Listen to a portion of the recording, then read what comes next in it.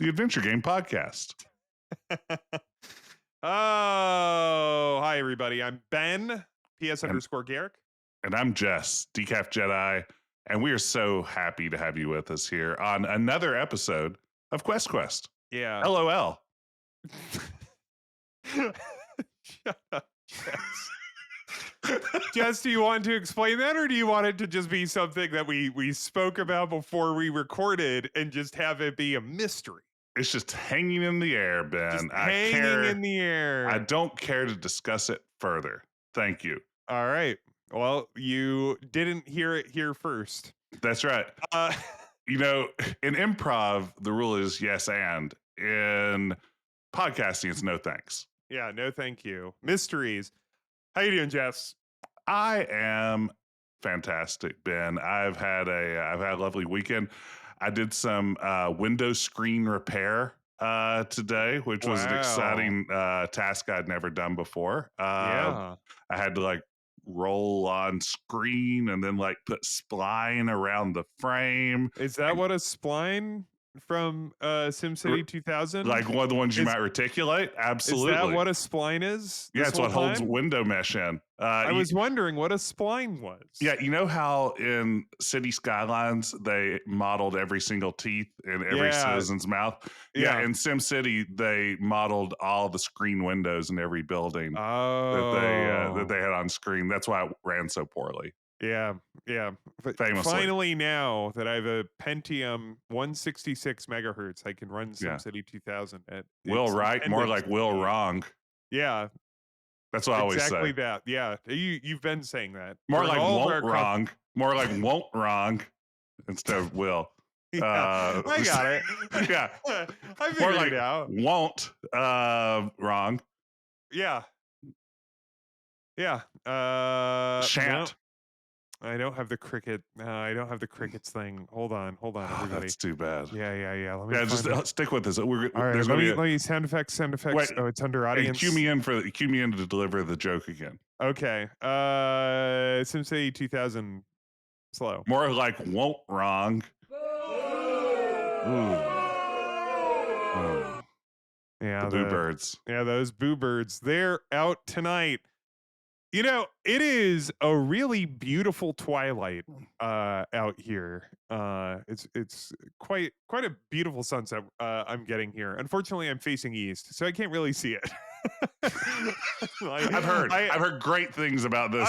About this sunset. The reflection of a beautiful sunset from the building across from me that I'm looking out the window of. I'm like, man. That would be a nice sunset. Yeah, this is like the allegory of the cave right now. You're telling me, Ben. Come on.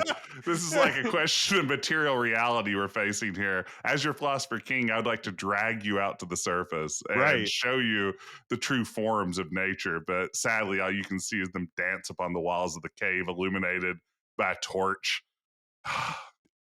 Listen, Jess, I don't have a PhD. I was watching Hanna-Barbera cartoons. Tell me about that. What Hanna-Barbera were you getting into? Oh, I was watching Space Ghost and Jabberjaw. Oh, Jabberjaw. And I was watching Yogi Bear. Let's just throw Yogi in there. One of the hits. Yeah. Did you ever?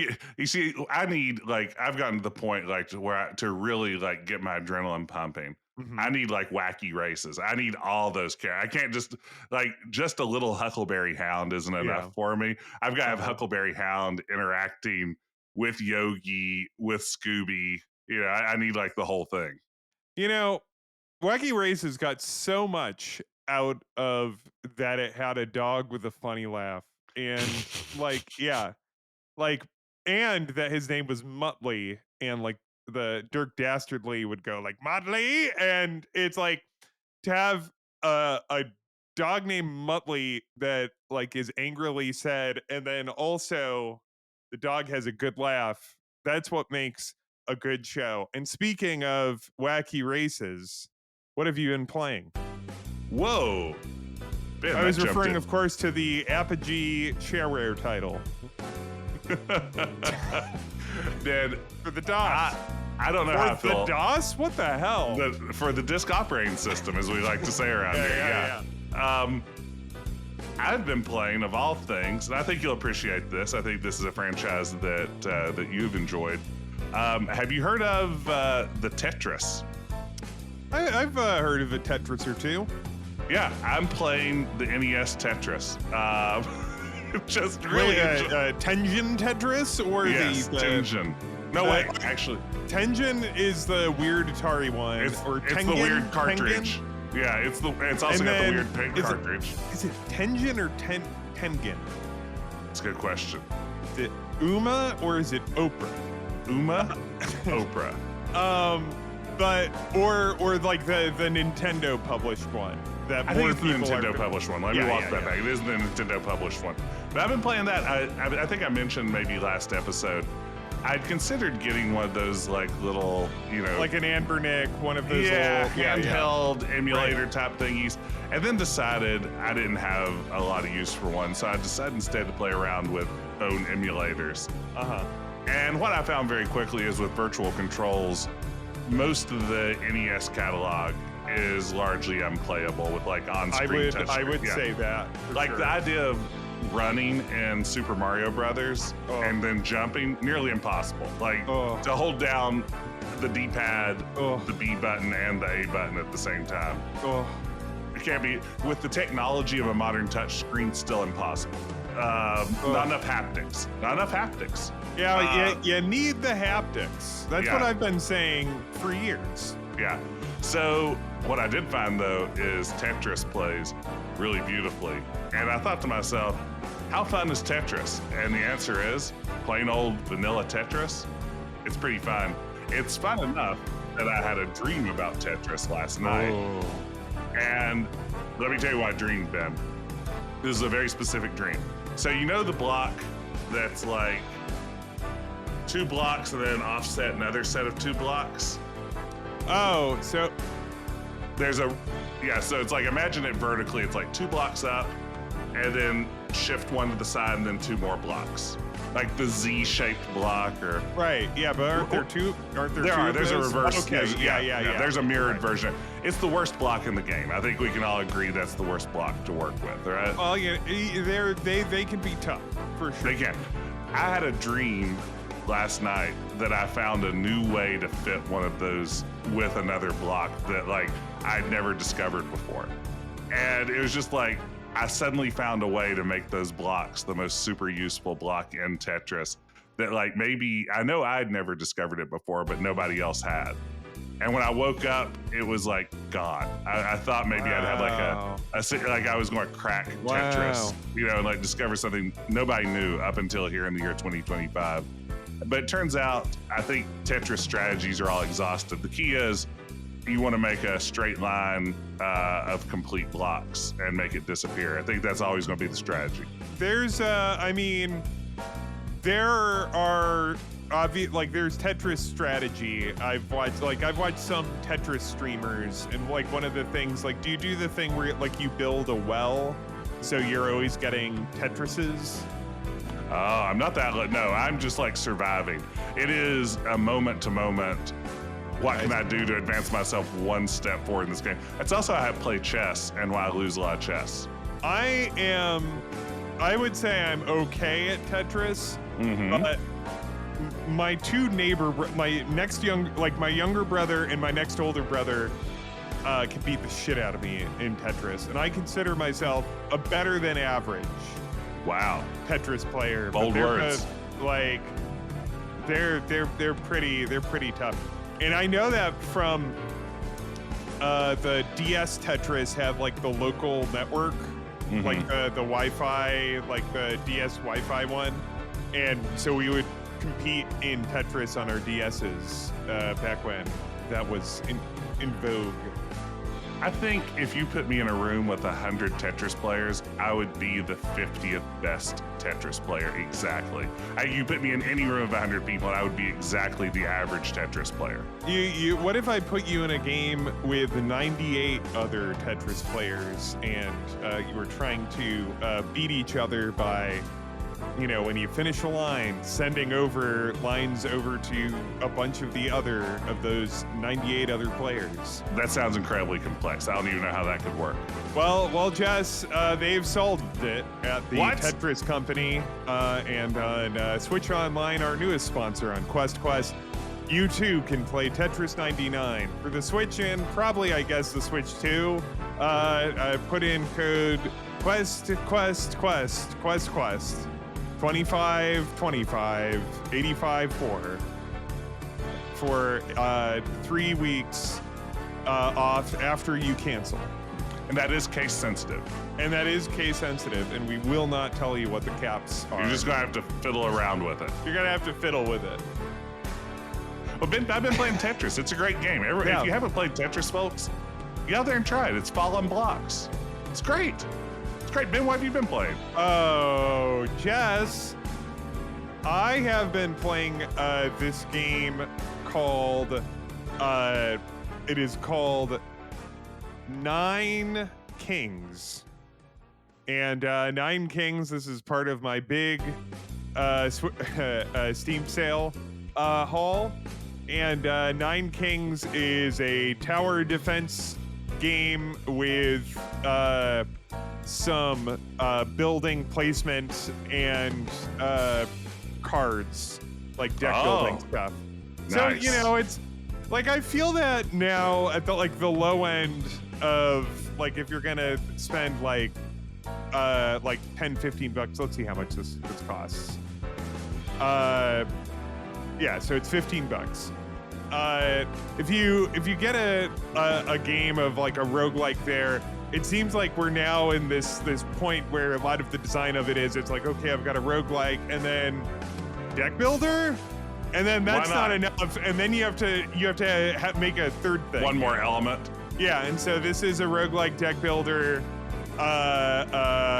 tower defense with like city placement elements. It's just, we picked all of those and we did it. And guess what? It's fun. But I'm just a sucker for this shit. I live for these games. I'm going to be playing this, and it's in early access, so they're going to be adding, more cards and shit. Maybe they'll have like RPG elements or something. Oh, yeah. You can level up your cards. Yeah. Well, you can level up the buildings in your little tile placement town. So, you know what? Yeah, sure. Yeah. Ben, I know you know the answer to this. I don't want to loop back to what I've been playing. Sure. But speaking of just like slapping mechanics onto something. Right. I've also been playing some Mario Golf Advanced Tour. That game kicks ass. How long do I have to play before I get to play golf? Like, how many hours hours into the game? You put in at least 25 hours into the plot before they're like, all right, here you go, it's golf time, and then they tutorialize it because it assumes that you're like a 2-year-old. Oh man, because I feel like I put in like some time into the game already, and it doesn't even feel like I'm getting anywhere near a golf course.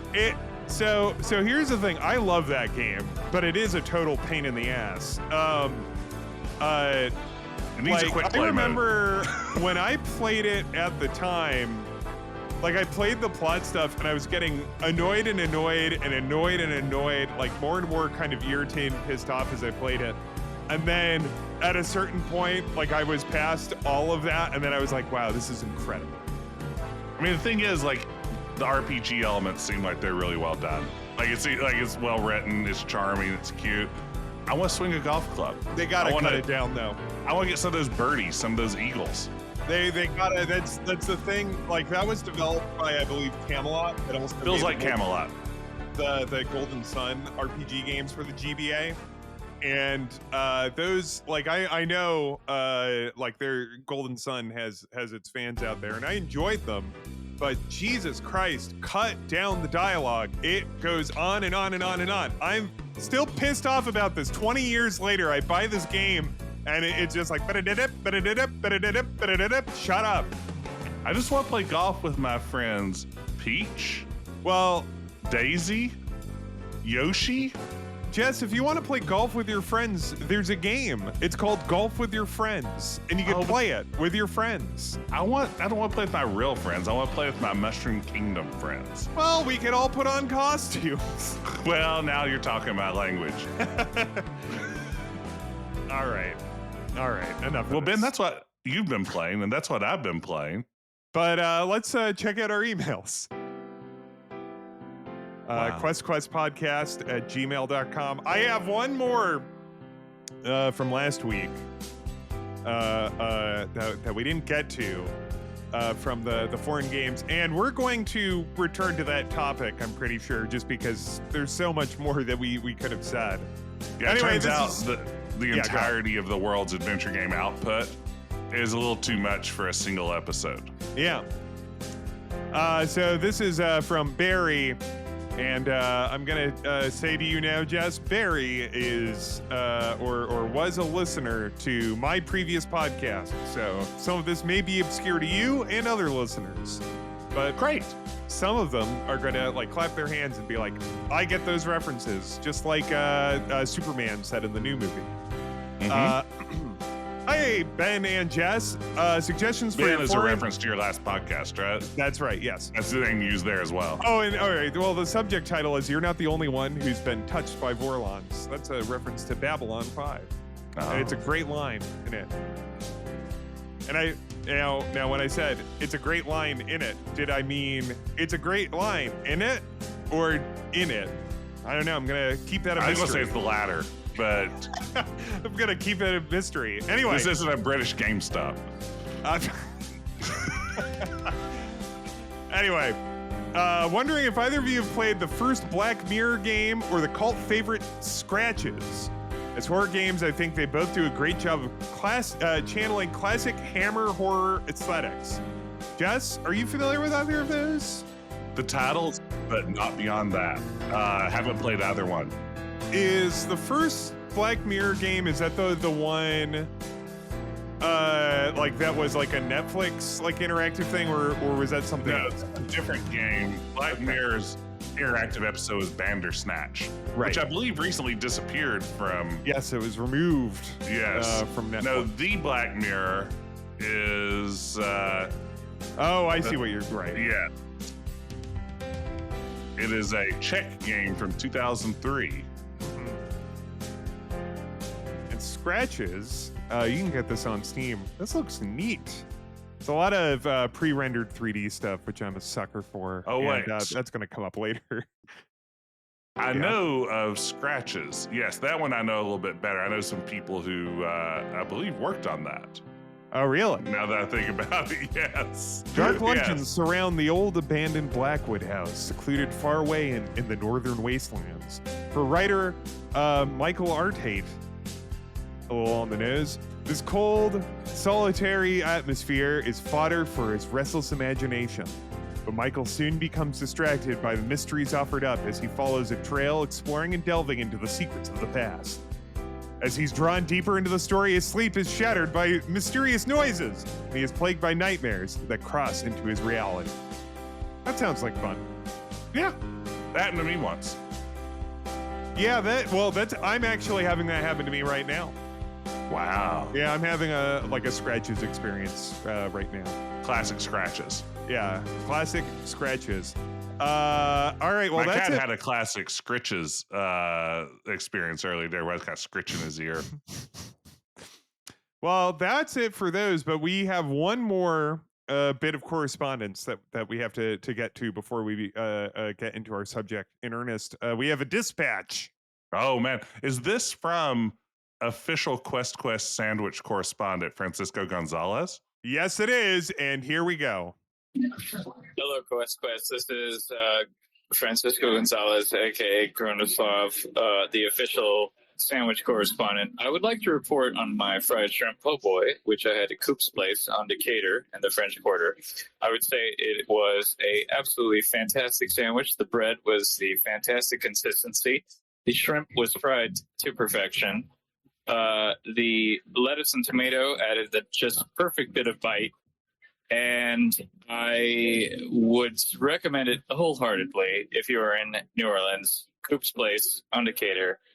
fried shrimp po' boy. Much better than the Subway Cubano. Thank you very much. I had to take a parting shot at Wow. your Subway Wow. Cubano. Now that does sound. Ben, where are you at on po' boys? I love a po' boy. I get po' boys all the time up here. I have a Yeah? favorite po' boy down in New Orleans. I love this place called Parasols. Mm-hmm. I believe is in the Garden District. Ooh. Now, can we And describe a po' boy for anyone who may not be familiar with this this unique I Nolans sandwich? I think Francisco did a good job of describing like what's on a po' boy. It's a pretty straightforward sandwich. It Usually is, with a fried seafood, not exclusively. yeah, it is like I'm now referring to my favorite website to refer to. That'd be, of course, wikipedia.org. Sandwichchief.com. It uh it traditionally consists of a filling, which is roast beef, ham, or fried seafood such as shrimp, crawfish, fish. Wait a minute. Yeah, I guess fish just counts, sure. Oysters or crab on a New Orleans French bread roll cut lengthwise. I think it's the bread that really like in that you have like the lettuce and tomato, but I think like Yeah. that it has like it's that French bread. Yeah. Maybe a little Like bit of remoulade mhm, sauce on there. mhm. Now, what is your preferred po' boy So protein? if I'm going to Parasols, I am going to get they have a uh they have a fried shrimp po' boy, which is a firecracker shrimp. So it's Oh, like kind of like a hot wings nice. uh uh fried shrimp. And it is so it's got a bit of heat to it. It's I love it. And that's what I had last time I was there. The funny thing about Parasols is I was there and I was having that po' boy, and like a friend of mine in New Orleans took me there, and we had those, and then I get a text from a friend of mine. He's like, "I hear that you're in New Orleans. I want you to know if you're gonna get a po' boy, you got to go to Parasols." And I was like, "Buddy, I'm at Parasols right now." Oh, man. So you That's know. living that sandwich life. That's the sandwich life, and you can join the sandwich lifestyle if you continue to listen and keep your ears keen for any Francisco reports. Yes. Thank you, Francisco, for reporting from the field. And everyone go out and play Rosewater. Yeah, next time you're in some city having its iconic sandwich, who knows? Will Francisco be there? Keep your eyes out. All right. Well, we're nearly a half hour into the podcast, so we might as well get to what we're talking about today. Jess, what are we talking about today? We are talking, Ben, about the 1992 point and click adventure, The Legend of Kyrandia, Book One. Yes. We are talking about Kyrandia. Was it like it has kind of a weird title. It's like It's like Fables and Fiends and Fiends. Fables, Yeah. and yeah, I mean it has a ridiculous title. Yeah, I mean, what is the official version of it? It's I think it's Fables and Fiends Book One, The Legend of Kyrandia. I mean, it's an exhausting title. Well, let's see here. Trying to look up the full version of it. I should have probably written that down before I got into this. Let's see. It's Fables and Fiends, The Legend of Kyrandia, Book One is the Okay. official title of it. Now and so you recently played this on your stream. I played it as a kid. Was you playing it on your stream? Was that the first time you played it? No, I'd played this one as a kid as Okay. well. I picked this one up at Radio Shack as a kid, and I think I may have told this story on stream, but I was in Radio Shack and like saw the box on the shelf, and I picked it up and and was looking at it, and a sales guy came over and said, "You should get that game," and I was like, "Yeah," and he said, "It's like King's Quest if King's Quest was good." And then Sierra lawyers came and black bagged him and Yeah, it was dragged him really yeah. dragged him into a closet, and you just heard like muffled screams.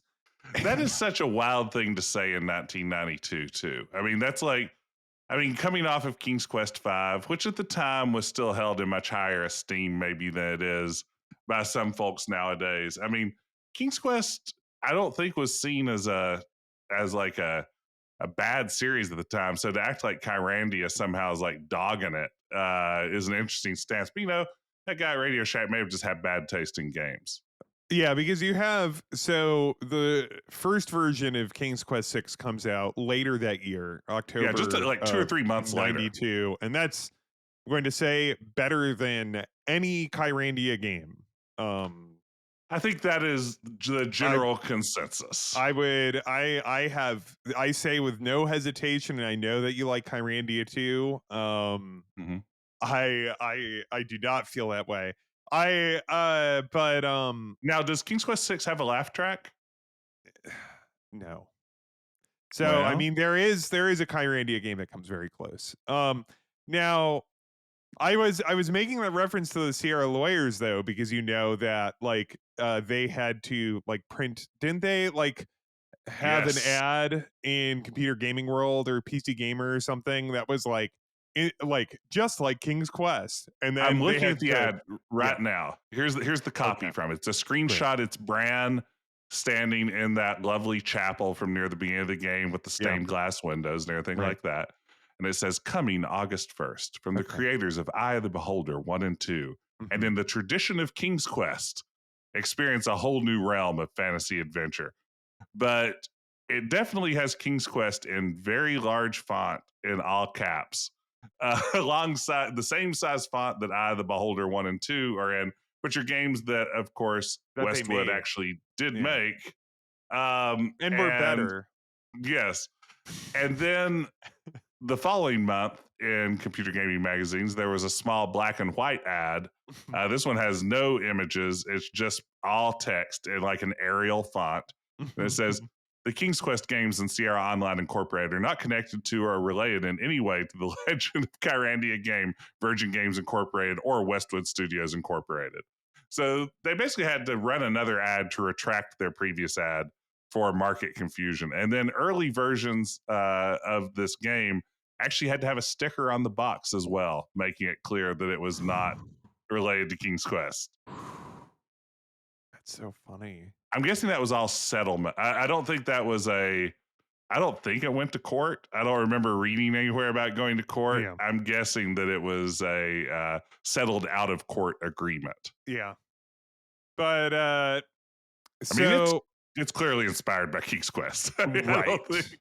I mean, King's Quest is inspired by as a pastiche of every fantasy fairy tale trope ever. So it's not like King's Quest is this wholly original gaming experience. Fantasy adventure, like a fantasy storybook adventure in kind of a style that evokes Disney, I think is a perfectly, I don't think you're like an entirely unique person for it, and that's obviously like kind of the aim of at least some of the King's Quests.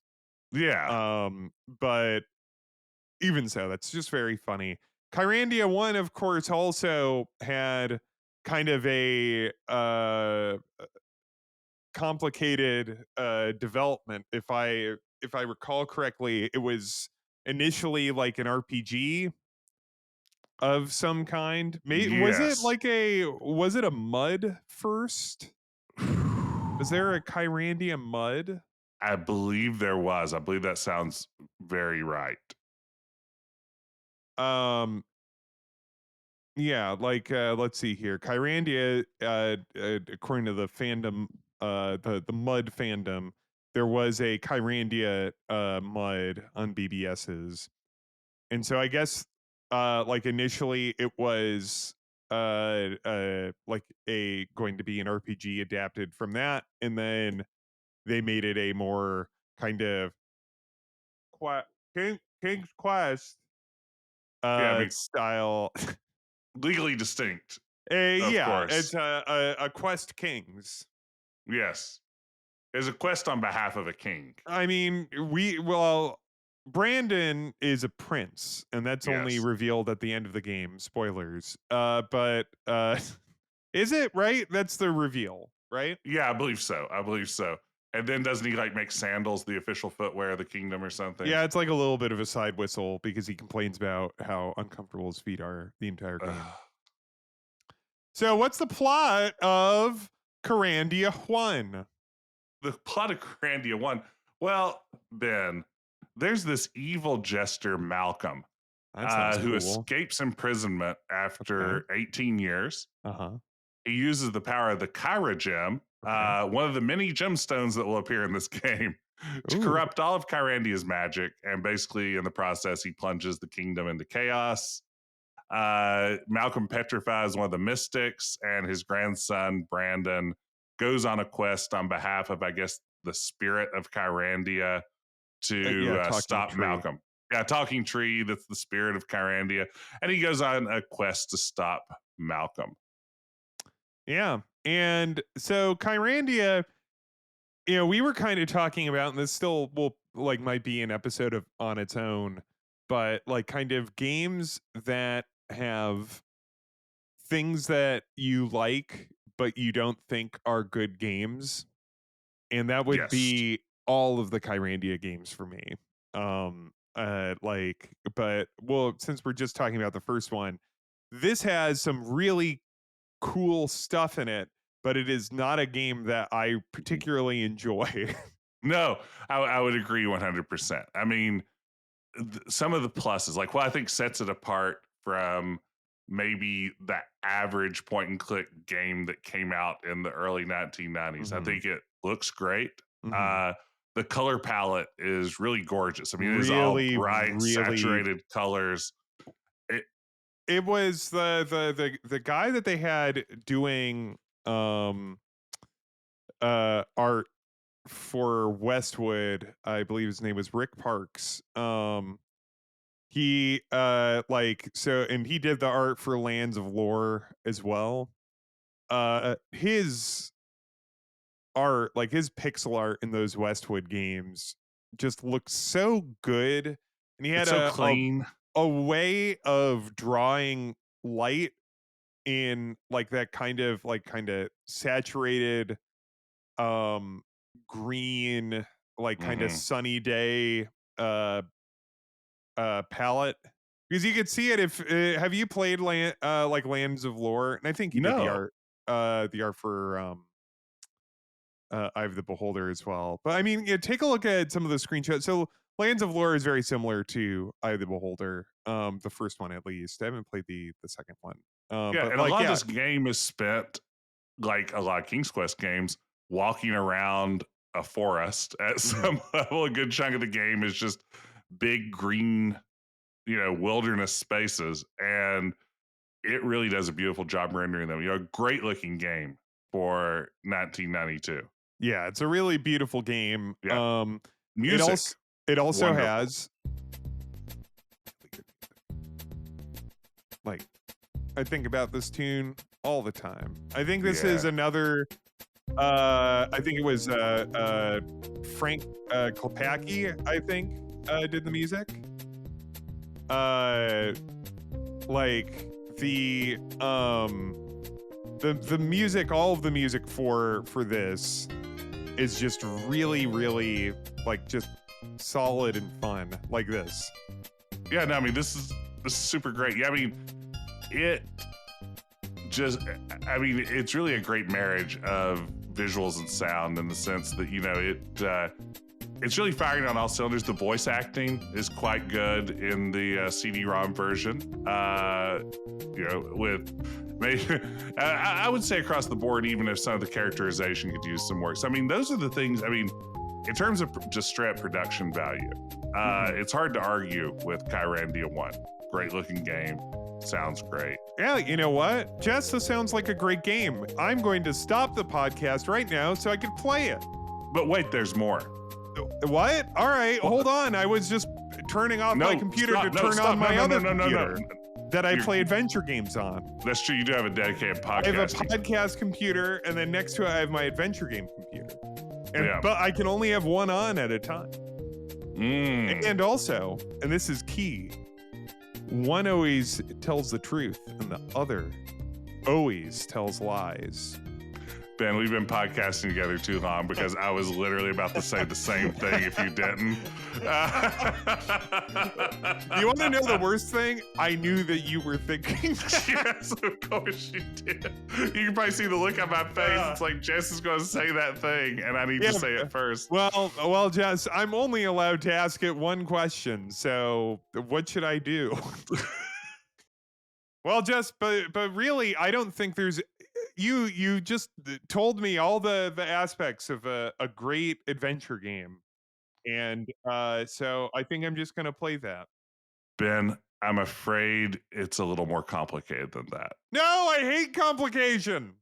Oh, do you hate things like complicated backtracking or complicated inventory management or complicated mazes or uncomplicated protagonists?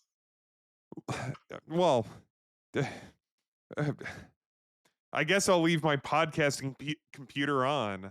Okay, yeah, don't slam shut that laptop that you do all your podcasting from. Yeah, my PL, my podcasting laptop. That's right. Your Tangerine MacBook. My Tangerine MacBook. Yeah, so that you do all of your podcasting. No, this I mean, I think this is the rub on this one. You know, this is a great looking game. Sounds great, as we said. But to me, it's not even that the design is the most frustrating or worst design I've ever encountered. I mean, it's no Beverly Hillbillies. It's no Wayne's World or anything like that. Yeah. It is just so unimaginative. And maybe the development cycle speaks to this. If it was kind of converted into a point and click adventure as it was being developed, it might explain why some of the puzzles are kind of unimaginative and not particularly creative or clever or anything else. I don't know. Well, let's talk about each of the negative aspects that you brought up when we were speaking about it. One of which was you were talking about how so let's talk about the inventory management. So in the game, how many inventory slots do you have? Let's see. You have a grand total of 10 inventory slots. 10 slots. And there are points in the game where you will have many more things to carry. And there are points in the game where it's not clear what makes sense for you to carry and what doesn't make sense for you to carry. Like, unless you are like keeping an eye on a walkthrough, you might not necessarily be carrying the right items. And the game often, but not always, I think there's at least one or two dead end spots.